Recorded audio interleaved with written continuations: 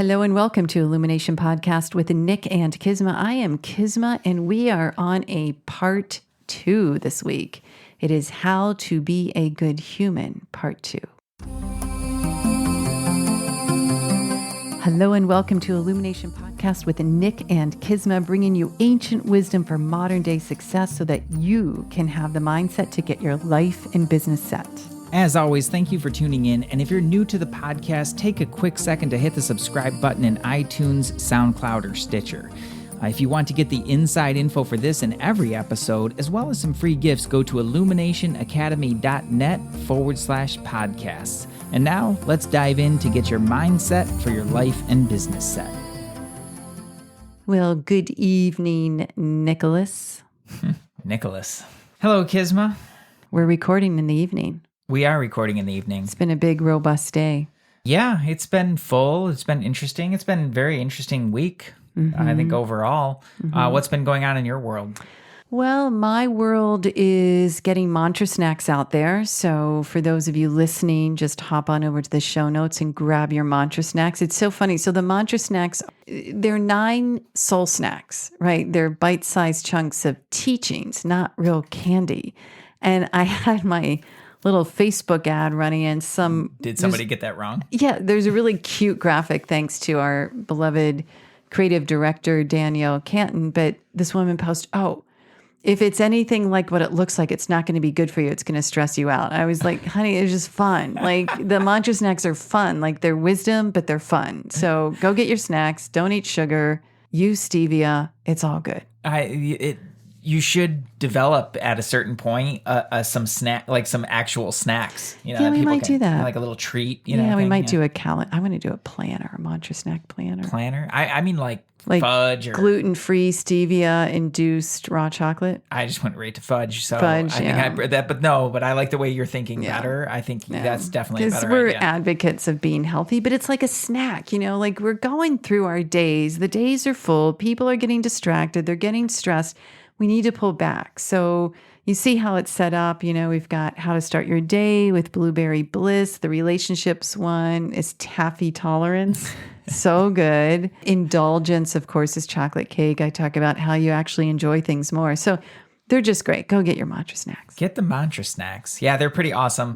And it's really exciting. Like they're just, you think about when you take breaks in your day, it's like how many times you just want to like pick up your phone and start numbing out, to something. And like, that's how we take a break. Yeah. And this is the opposite of that. It is the opposite. It's not a tune out. It's a tune in and a check in. That's good. Which is really powerful. All righty. Yeah. Cool beans. Very cool. What about you? You've got a energy mastery certification coming up.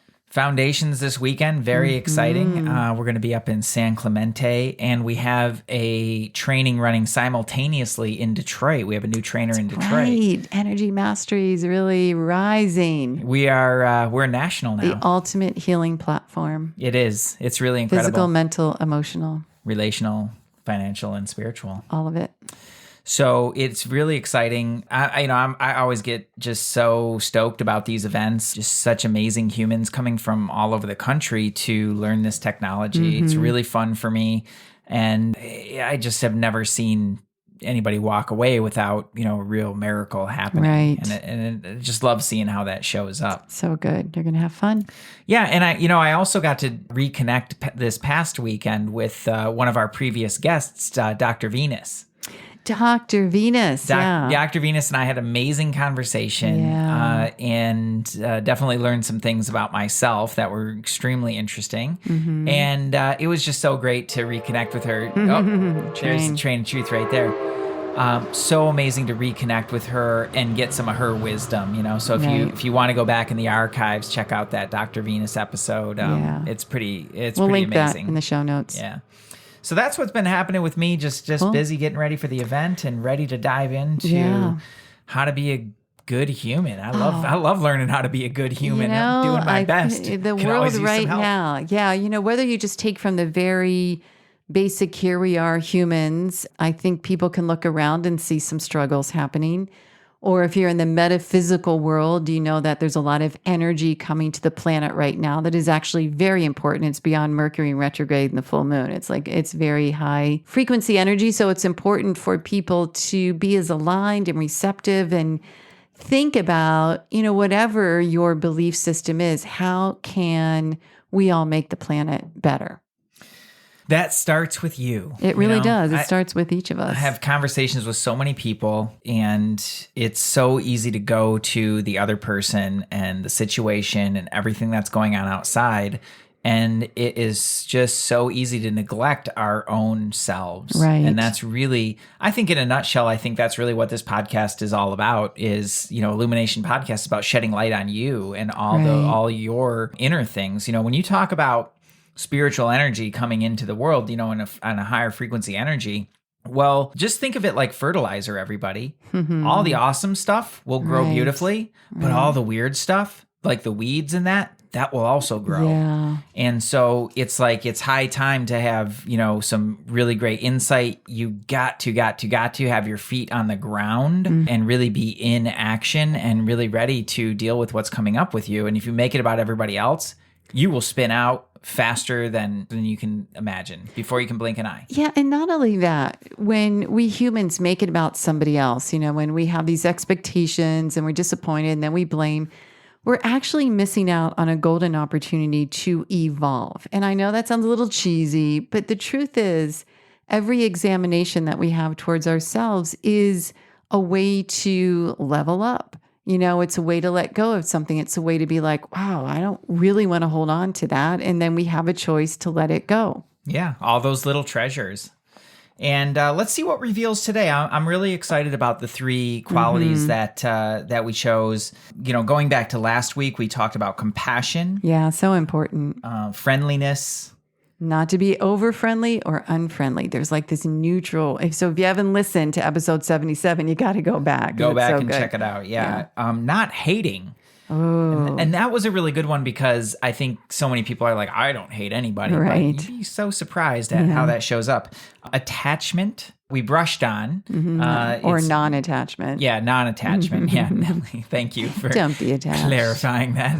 Non-attachment. And then egoism. It's basically just how to get yourself out of the way. Yeah, I think that's the big one. It's like the egoism is, it's not like feel good about what you do, celebrate all that. But it's when a human feels they're the doer and they have sole ownership over their creations or the success or whatever. It's just a sad state. And it doesn't serve anybody. It's polarized. It is polarized, and yeah. This is a whole half of the equation. No way to build a company, no way to build a family, no way to build good health and mental, emotional, and physical health. Yeah. So it just creates agitation. Exactly. Yeah. Just more and more agitation. So go back and check out episode 77 if you missed that. After you're done here. Yeah, after you're done here. Totally. Because you do not need to listen to these in order by No, any you stretch. don't. No. And basically, I think we mentioned this, but if we haven't, any one of these, you can spend a lifetime mastering. Yeah. You do not need all. This is really about just looking for that one that really resonates with you and seems really relevant and sticking with it and saying, yeah, I'm going to develop that. Not like, ooh, I'm going to focus on this one today and this one the next day, because that doesn't really give you enough time to see it in the different aspects and facets of your life and try to explore it through some different things. If you were to pick one for a month and focus on that, that would be way more productive. Exactly. And Swami Parthasarathy even mentioned, because, we're brushing on this because I was studying chapter 12, #chapter 12 in India. And he's like, look, find one that speaks to you, something that really resonates with you and work on that. Yeah. And that will take you way further than trying to do them all. So that being said, we are going to dive into 3 more really relevant qualities today. Qualities of a bhakta. Yeah. Qualities of a devotee. And one of these really speaks to me. Which one? I'm not going to tell you. You're not going to tell me? It's a surprise. It'll be a surprise at the end. The 3 we're going to cover today are self-control, firm conviction, and lastly, forgiveness. Oh, forgiveness is a big one. It's a really big one. So we're saving that one for last, but it's super powerful. So let's start with self-control. Self-control. I mean, what do you think self-control means? Self-control, when I think about self-control, I think my training kind of takes me out of, the usual perspective of it. That to me, that means I have control of my thoughts and my emotions and my actions in a really beautiful way to stay objective. It's not about doing or not doing or anything like that. It's much more about my way of being throughout the changes in my life and the different facets that we mentioned before. Right. Well, here's what's interesting. This is what self-control is not. And I think this is what many people believe it is, at least in the spiritual context. Self-control is not self-denial. Interesting. It is not self-denial. It is, however, being focused on one's path. So, this is a spiritual conversation, but not pertaining to any particular religion, obviously. So, self-control means to remain on the path and not allow anything from the external world, say a material possession or essential enjoyment, deviate one from their spiritual pursuit. But it doesn't mean that you don't have material possessions or have sensual enjoyments. Well, I think that's a place where a lot of people get confused around self-control. Right. It's just, it means like not having, not giving up doing, everything, giving hiding up in a everything. cave. Yeah. Yeah. And that's just not going to be productive. Like, you're a human being in the modern world. And in order for you to really express that fully, like, of course you can have things, like, you just don't want to be disturbed by them. Right. So the mind plays a really huge part of this and subduing that and making sure that you really stay on track. Right. It's kind of, anything when we talked about attachment or thought flow, it's so easy for the mind to get distracted, everyone. So if you have an ideal, even if your ideal is not spiritual, so to speak, but is pertaining to your business, which I still think is spiritual. But anyways, if you have an ideal, if you allow something from the external to distract you, to take you off your path, you've lost self-control. Let's give an example. Like, what's it like? Give me a tangible example. If someone has a goal in mind, results, ideal in their business, and they have, say, so many sales they got to make in one day. And all of a sudden they're like, I don't know, I think I'm going to go watch Game of Thrones. They have no offense. You're not talking about me, are you? I'm not talking about you. No offense. But it's like they've gotten off their path. They let go their ideal. As well, if someone's wanting to lose weight. If that's a true ideal for you to be healthy, but you get pulled over from the sensual enjoyment of putting sugar on your tongue, you've lost your self-control. Lost the self-control. Okay. So let me come back, because I am pretty obsessed with Game of Thrones right now. Yes, Let's come back to that example and just say, well, I had planned to take That's a little decision. time in the middle of the day and take a time out and watch some Game of Thrones. Is that okay? That's a decision. I think that's a great example, because I'm not saying, I'm not cracking the whip over here in Illumination podcast and you can choose, right? This is what makes it different too. When you're choosing, okay, I know what this does to my body, but I'm going to choose to have that awesome chocolate cupcake. Okay, cool. You chose to have it, but your ultimate happiness is not reliant, and you get back on track. So as Nick's describing, he's got a full day, blocks out some time, watches Game of Thrones, and you're back on track. Right. And so where I would lose my self-control, if I were to lose my self-control, is like, you get to the end of that episode. And you got to do another. And you're like, oh. And then another. And they totally like the And then another. Like, look at how brilliant. I think it was Netflix it was before Netflix, but Netflix developed the thing where you finish the episode. And it's right there. And then it pops up and it's right there. Starting in 10 seconds. Yeah. It's the worst. But remember, and I always used to think Netflix nailed it on that one. But you know who really nailed it was the Law and Order. It came before. Oh, yeah. Remember right. with the binges? Because then they'd be rolling the credits at the lower third and then starting the next episode right away. Who out there has binged on Law and Order? I want that in the post below the show notes. I want to know how many billions of people have binged on Law and Order. Oh, man. And I think, but it highlights a really relevant factor here, is that in our modern world, we have so many distractions, and those distractions are specifically designed to hook you at a very base root level. Everything in Law and Order, the music, right? The characters. Yeah, what's going to happen next. I think it's just to go way off track. I think it's the modern day Dragnet, because I used to watch episode after episode of Dragnet. Giving away my age. But anyway, so back to the more flowing spiritual conversation. Swami Parthasarathy writes in his commentary, the Bhagavad Gita, and I think this is really beautiful. He, meaning a human, may possess and enjoy the world as long as it does not interfere with his spiritual pursuit. Self-control is not self-denial. It is an intelligent abstinence from anything that obstructs the path to truth. So have a glass of wine. Enjoy life, everyone. Like, we're humans. We're here to enjoy. But trust me on this one, losing self-control means less enjoyment. Exactly. Yeah. And that brings me back again, like, what a great example of Peter Baelish, Littlefinger from Game of Thrones. He's so objective. Like, he knows what he wants, and anything that is not aligned with that, not doing it. Yeah, pretty focused. Yeah, it's such a powerful quality. And so if you think, like, I think in your practical day, like if we're going to bring this into your everyday life, you're sitting down at your desk and you have a task to do. Now, first of all, if you don't know what that task is, danger. Right. Danger, right? Because now your mind's got this kind of wandering, like, ooh, like, what am I going to do? Maybe I'll just click over here. Maybe I'll check that out. And before you know it, like a half hour, an hour has gone by. So, but then once you know what that is and you set to do it, self-controlled. Right. No distractions. Right. To keep yourself on track and to make sure that you really see that through, because one of the biggest things that I see people sabotage themselves with, and one of the things that I found in my own life, is not completing things.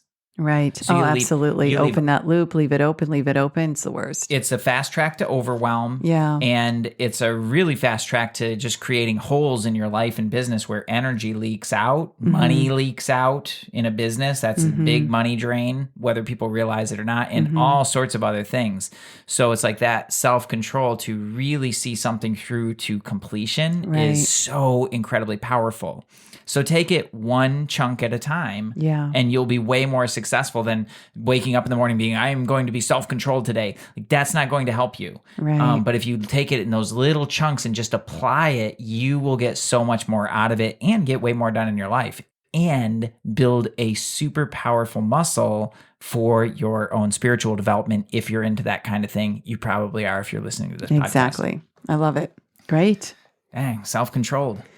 Control, baby, control. I think we lost our little self-control there a little bit when we went. I think we just went off on a tangent. But anyways, let's come back in. Having firm conviction. Firm conviction really goes hand in hand with this, huh? It really does. What does Swamiji have to say about it? Well, this is so applicable if you work somewhere, if you have your own business, if you have a family.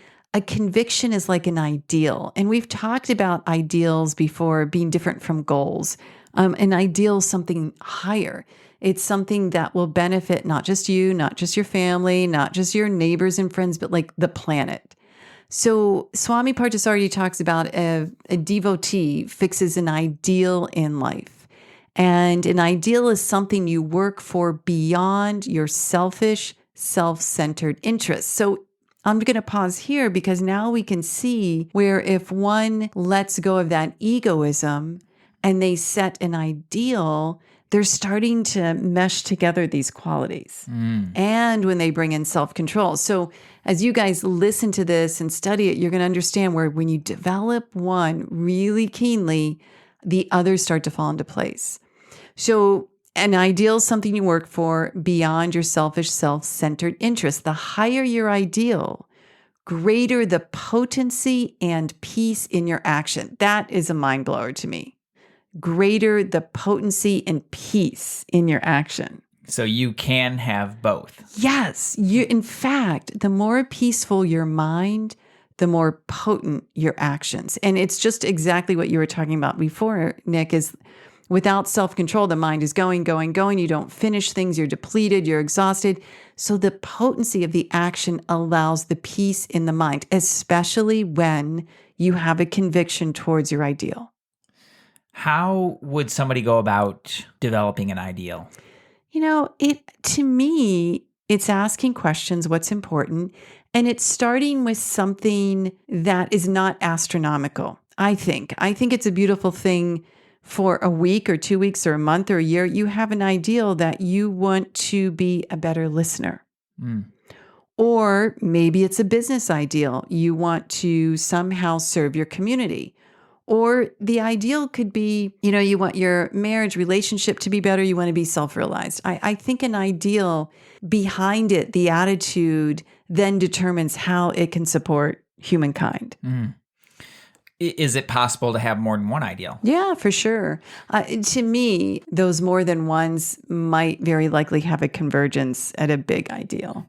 Right. Yeah. And as long as they're aligned, that's one of the things I was curious of your answer on that. That's how I think about it too, is like, yes, do you have a spiritual ideal? For sure, and then also maybe like just a personal ideal, and an ideal for what you want to be or, your ideal for how you want to be as a parent, and as long as those are aligned, you're pretty good to go. But when you find them like conflicting with one another is when you're going to have to do some navigating and some resolution to get those in line. Exactly. And it's inspiring. Like, again, if we go back, I'm just using weight loss because we were talking about chocolate cake. But if someone wants to make their ideal losing weight, all you have to do is ponder what that means to your family, for you to be more healthy, for your job and how you do your job, your energy, your path, your commitment.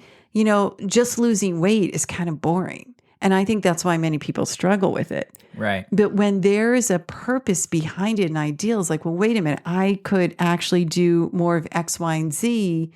And if my health is better, so there's your ideal. Right. And it takes an extraordinary amount of pain or discomfort in order to have that negative provide enough fuel. So it's like, I agree. I want to who was it? Somebody today I was talking to I want to, just get these negative people out of my life. I'm like, that's nice, but it's not really going to take you where you want to go. Exactly. This is much more about, okay, that's cool, but what do you actually want to create? What do you actually want to have different? Oh, this is huge, and it's huge right now, at least on our planet, in our country. There's a lot of negativity, which is just horrifying. But I even had a new client come in, and there were certain things that needed to be resolved. But I understood her anger, but what was coming out of her mouth towards those things, I was like, yeah, we need the reverse of that. Yeah. Because when there's a lot of negativity coming out of our mouths, our thoughts, our actions, we're going to create more of it. Right. And there's a huge difference between like, I want to lose that 10 pounds because I want to lose 10 pounds, and I want to lose that 10 pounds so that I can totally have more vitality, really feel fit. Or it might not be about the weight. It might be, I'm going to stop eating sugar because it creates inflammation in my body. That's an ideal. Right. And I want to wake up feeling good. Right? So you see where we're going, everyone. It's like, create an ideal, something of substance, something that is meaningful, something that is above and beyond just you. Now, one of the last things I want to cover with this that I think is really important is, there's a lot of values exercises out there. It's like, well, what do you value? And you go through the list and all this different stuff. And that's cool and all. But what's important to remember is that a value is also something that you really develop. It has to be developed. It's not just like you're born this way and that's what you value, and then you value this. It's like when you choose something, you really have to continue to build the case for it. Yeah. Especially when you get into something less tangible like a spiritual development, that's pretty intangible. Right. And so if you do not build the value for it within your own mind, you're off. Like you'll never see it through. Right. You have to develop that along the way of like, oh, I see, this is helping, some of the side benefits. It's really helping me be more peaceful. It's helping my action be more powerful. It's helping me have better relationships, et cetera, et cetera. Right. That's awesome. Like all of that comes into it, and it helps for you to build the value of that specific ideal. That's good. And that's a practice in and of itself. And finally, a devotee, a spiritual person, a good human is going to follow that path until the ideal is fulfilled. That's the relentlessness. That's the conviction. I'm on this until I reach it. Right. Completion, like really seeing that through. So it's really cool, I think, how self-controlled and firm conviction have that kind of go hand in hand and so practical in the everyday. I'm sitting down to do this task. I am self-controlled in that I will not be distracted, and I'm convicted that I will see this through to completion. Pretty cool, no matter right? what. That's really powerful. Like, you're unstoppable at that point. Right, exactly. So what about this forgiveness thing? Forgiveness is such a beautiful thing. And it's difficult for some people, though. Why do you think that is? That's a great question. I think it's because they are justified in their emotions and their thoughts and their emotions and how they've been wronged or how the other person was wrong. And that is fueling them in a certain way. And so it is difficult to let go of that. And it's a sticky one because it plays into all different kinds of levels of judgment and criticism and resentments. And once that gets ingrained in your human, it can be very difficult to break free from that. Right. But I can tell you that any kind of any resentment, anger that you hold on to is essentially just another shackle that is keeping you less free. Shackles are not feeling so good. Got to break the shackles. I'm going to go way back into my college days. And I was at one of my juries as a trumpet player. Like, you have to play jury at the end of the semester, yada, yada, yada. Right. And I had this one professor who kind of pissed at me, and there was something kind of weird that happened and everything. And, the jury was it just got weird. Like, they were asking me certain things and things went sideways. And being a young dude, I was probably like 19, 20 years old at the time. I copped an attitude. No, you did? Okay. So, yeah, not me. But now flash forward 20 years. I have no idea this is going on. Every time that one guy heard my name, he would go into a tirade. Ooh. He would just start saying all kinds of horrible things about me. Now, mind you, I've barely talked to this guy in 20 years. I've maybe seen him on the scene a couple times. So funny. And he would just go off. And I started hearing it from several sources. Yeah. They're like, dude, what did you do with this guy? Because even if you mention this is what people said to me. Even if you mention your name, he just goes off on all these things. And they're like, I know you. Like, I know a lot of those things aren't true, but you might want to figure that out. Yeah. And so I had been done with it. But here's what's really fascinating. I did decide to make an amend and apologize to the guy. And I caught him on a gig. Lo and behold, I'm on a gig with him. Was he a trumpet player too? Yeah, he's another trumpet player. Oh, an older trumpet player from the different generation and a stalwart in the community. Guys played tons of stuff. I definitely respect for him. So anyway, I'm on a gig with him and I was just like, hey, I just wanted to let you know, like, whatever happened all those years ago, I'm pretty sure that I was in the wrong with that. And I just want to apologize. Like, I just kind of owned it. I just thought, well, what else? I don't want this guy spreading this about me. I don't want that happening. And also I felt a little bad for him. I was like, he's stressed. Yeah. Like I'm just going to own it here. Right. I have nothing to lose. And so I did, and I owned it. And that little piece allowed him to forgive me. And he told me, in his own way, he's like, I thank you for saying that. I think better of you.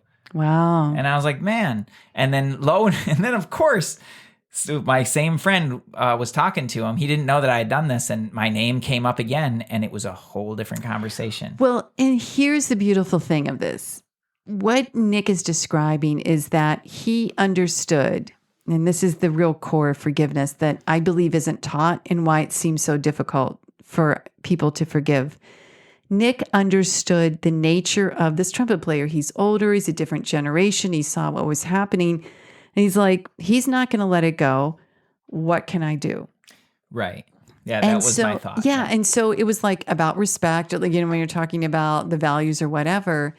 And then that's all he needed. And he just needed that sort of respect and apology, and he let it go and forgave you. But yeah, that's absolutely true. And what I learned about myself was, and just really through looking through him, is like, wow, what this dude's walking around with the chain. Like he's basically got a time pretty bomb, bad. a little booby trap on him that anytime these two words, Nick Hansinger, are uttered, he has a serious reaction. Shackle alert, shackle alert. And it made me look at myself and think like, wow, like how many of those things do I have in my life Right. that are, you know, they set you off. You know, Yeah. I see this person's face and I'm like, you know, and man, I got to tell you, I had some house cleaning to do. Some major house cleaning. It was a revelation for me of just what anger can do or resentment. Yeah. And so cool. You gave him the opportunity to unshackle.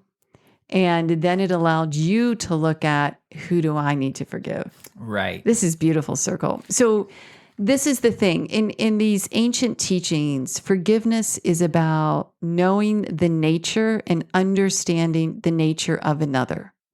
And Mark Twain has this great quote, which is, forgiveness is the fragrance the violet releases as the foot crushes it.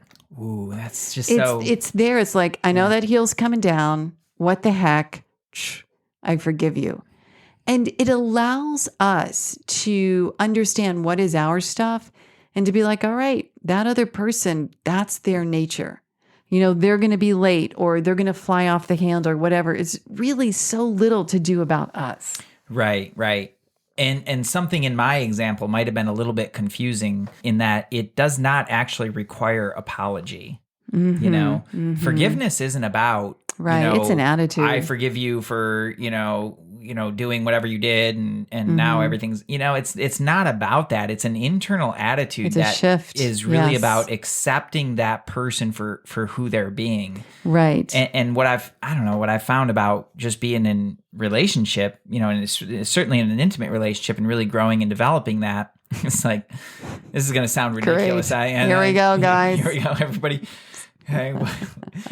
But what I've learned is basically like a huge part of that is basically just forgiving that person for who they are.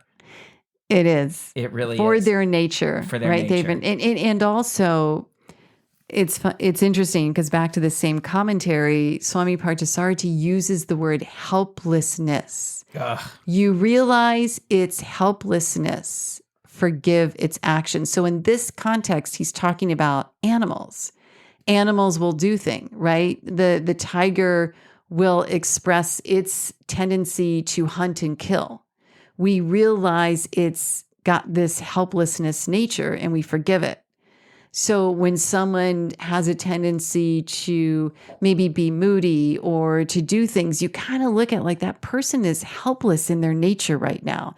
It's not our gigs to go around fixing people, but you see it and you forgive it.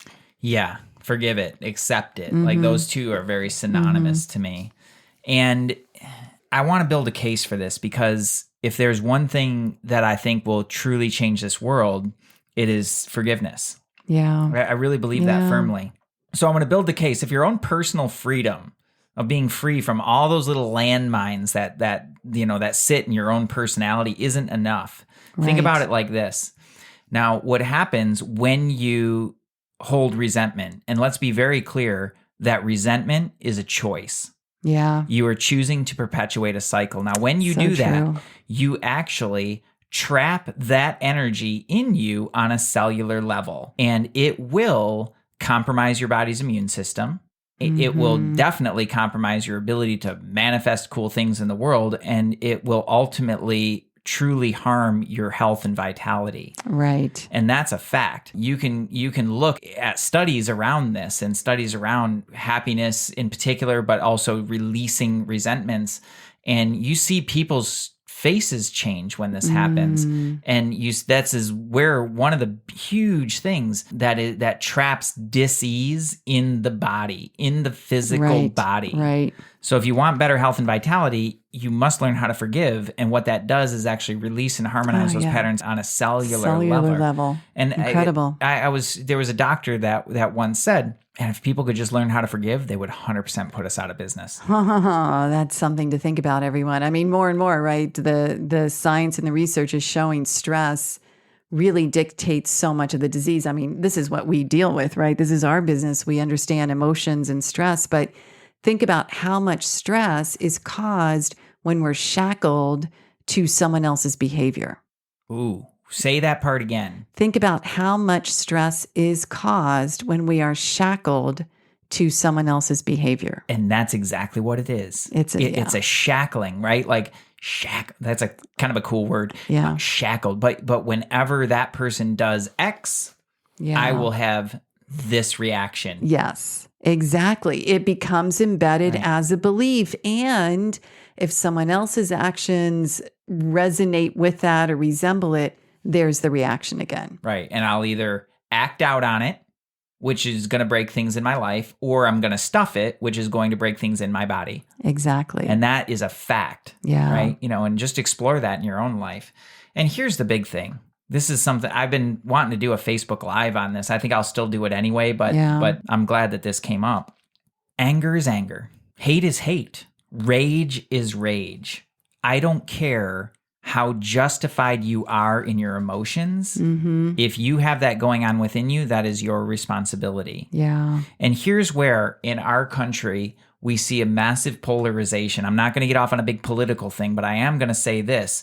We see this massive polarization where everybody feels justified in their feelings of anger, resentment, and hatred. Right. They feel absolutely justified in that, and they think that they need it in order to affect change. Right. And I'm here to tell you, you're screwing yourself up and you're undermining your own movement.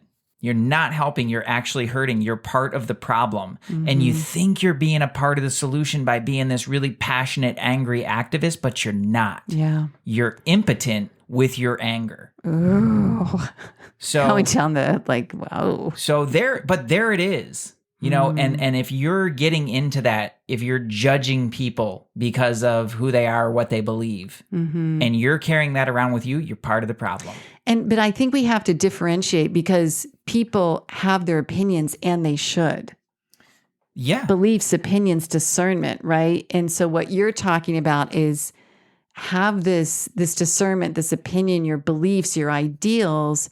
But when the anger spears are going out to other people that don't agree with you, it's creating your own activism is impotent. Exactly. That is exactly what I'm saying is that your internal disposition about that, your internal reaction is everything. So it doesn't matter how noble your cause is. Makes sense. You can want to save all the starving children in the world, but if you are angry at everybody else about it, your energy's going towards that anger. And you're destroying yourself. Yeah. You are not helping. This is so true. This is so true. So that's just so important, and energetically that is something that must be solved, or else you're in for a really, really rough ride, and it will catch up. Right. Your body will only sustain so much of that because your body's trying to fix what's going on there, and it's just going to create more and more problems and get twisted up. So before we go, a little tip on how to let go of the anger. Well, or the rage or the lack of forgiveness. I know that you have a forgiveness meditation. I do. So those sorts of things are really, really powerful. I have a whole meditation training. We'll put that link in there too. It's very affordable and it just pretty much cleanses and aligns and activates everything. Thank you for saying that. Yeah. I mean, so that's, do some kind of regular forgiveness practice, both for the people who are annoying you and for yourself, right. For all the things that we judge ourselves on. And oftentimes, we're our own worst critics. Right. And that's just as bad, if not worse. So that's number one. Number two is to really look at, I think a lot of times it's easy to slip into self-delusion of, I'm not judging these people, or I'm not angry. I love them, but your words and your actions are totally not lining up. Yeah. Well, then you've got something to look at there, my friend. And there's a train of truth for you too. And so you want to do that. Right. And just do it in a very objective way, where, maybe you journal it out of okay, here's this person's name. What do I think? Exactly. And then just really have a look at that and be okay, that was all in there.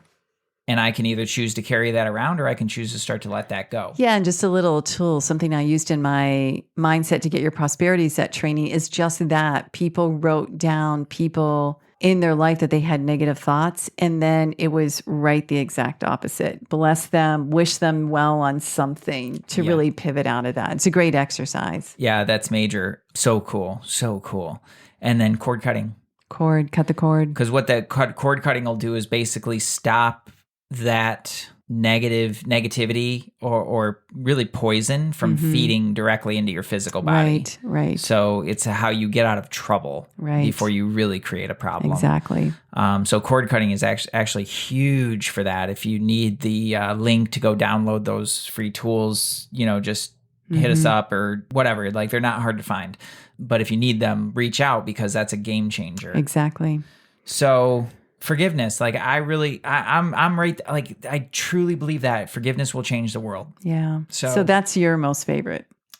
It's Or one that's that the one that really. It's one that I work on a lot. Yeah. Yeah, because I deal with a lot of people. I know you do too, but Yeah. we're different humans. We relate to them differently, but I deal with a whole lot of people, and I've become very aware of how quickly my mind can slip into judgment. And I can tell you that every step of the way, the more forgiveness and acceptance I have, the more freedom I have, for one, the more flow and ease in my life. And I always make more money. That's funny. Which is funny. Like, it's just sales. But no, it makes sense, because Yeah. energetically you're more aligned. You want to know which one guess? From today? Yeah. I'm going to go with firm conviction. Correct.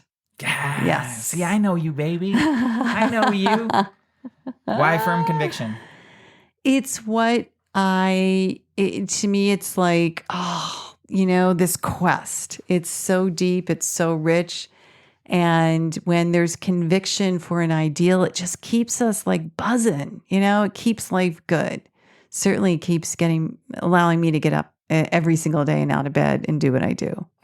I am inspired by that, by the way. I think that's so cool. Yeah. So there you go. Write in, tell us what your favorite, or which one is like, gripping at you want to work on. Any questions, put them in the notes below, or email info@sourcemovement.com. And as always, so appreciate you being here. So appreciate everybody. Have an awesome day. Namaste. Namaste. Hey, thanks for jamming with us today. And if you enjoy Illumination Podcast, please go ahead and share it with someone you love. Give us a rating, review, download our podcast. And remember, you can find us at illuminationacademy.net/podcasts. Talk to you soon. Namaste.